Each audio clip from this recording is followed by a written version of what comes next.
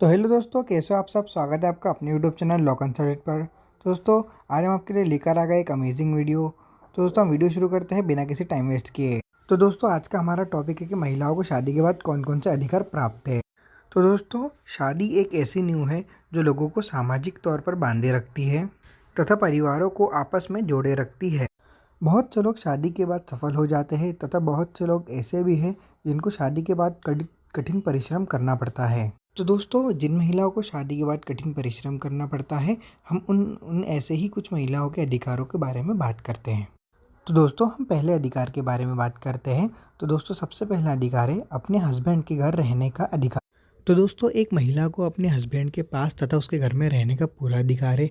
चाहे वो घर अपने हस्बैंड के द्वारा बनाया गया हो, चाहे वह घर किसी किराए का हो, चाहे वो घर किसी जॉइंट फैमिली या पुरानी पुश्तैनी घर हो, वो उस महिला को पूर्ण अधिकार है कि वो अपने हस्बैंड के पास तथा उसी घर में उसके साथ रहेगी।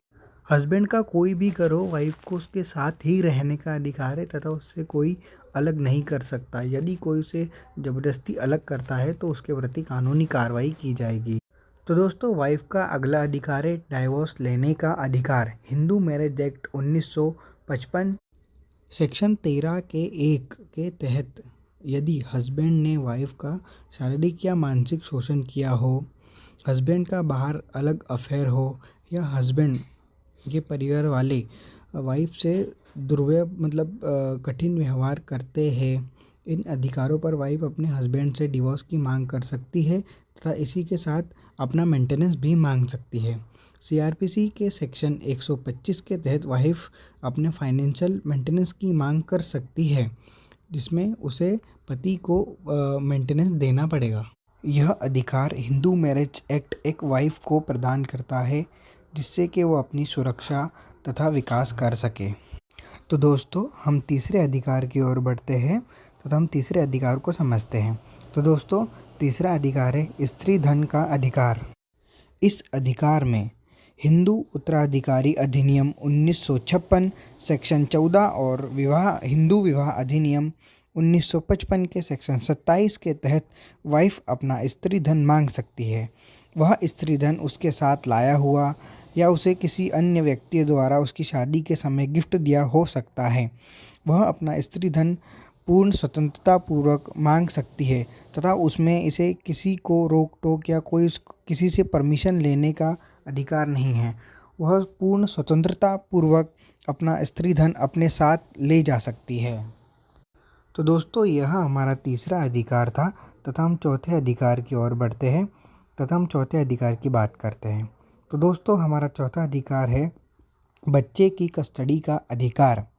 वाइफ को अपने हस्बैंड से डिवोर्स लेते समय बच्चे की कस्टडी का अधिकार होता है, जिसमें बच्चे को अपने पास रख सकती है तथा यदि बच्चे की उम्र 5 साल से कम है तो वाइफ हस्बैंड को हस्बैंड की बिना इजाज़त से या उसके परिवार की बिना इजाज़त से अपने पास रख सकती है, जिसमें कानून ने वाइफ को एक स्पेशल अधिकार दिया है।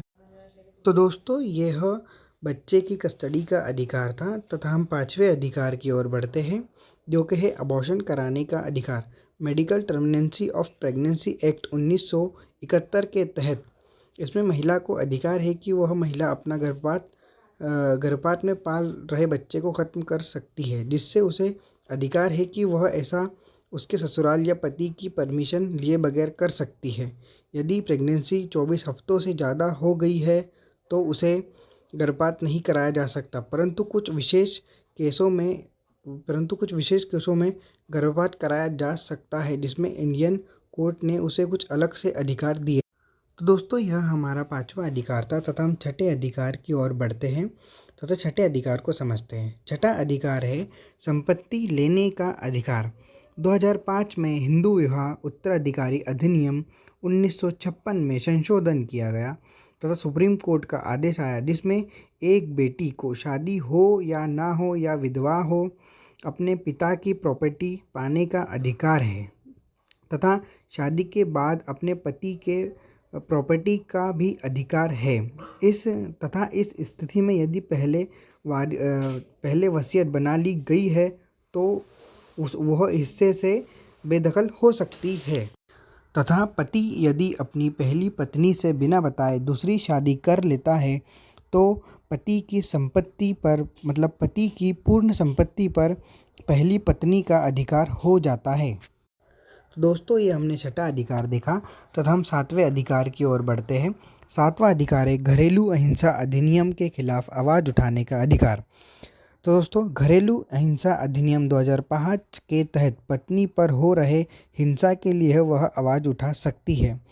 यदि उसके ससुराल वाले उसके साथ गलत व्यवहार कर रहे हैं तथा क्रूरता कर रहे हैं या अत्याचार कर रहे हैं तो वह अपने उस अत्याचार के खिलाफ आवाज़ उठा सकती है तथा सभी के खिलाफ कानूनी कार्रवाई कर सकती है, जिसमें कानून सबको अपने हिसाब से सज़ा प्रदान करेगा।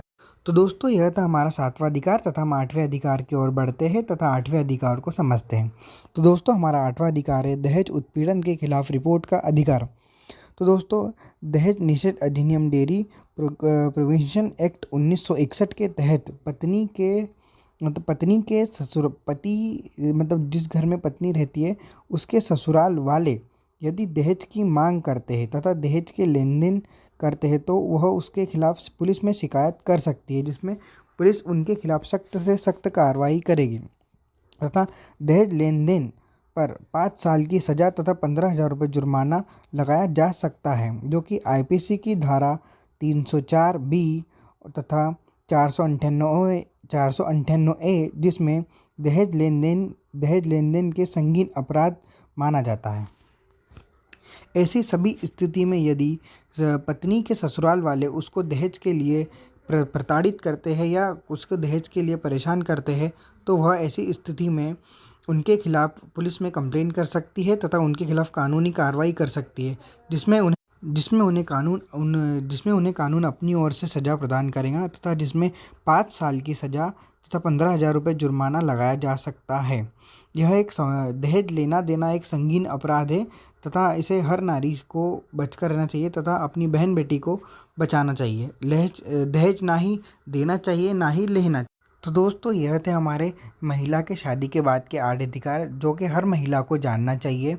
तो दोस्तों अगर हमारी वीडियो अच्छी लगी हो तो हमारे वीडियो को सब्सक्राइब करें और वीडियो को लाइक करें और कमेंट करके बताएं कि हमारी वीडियो किस अधिकार पर बनाएं।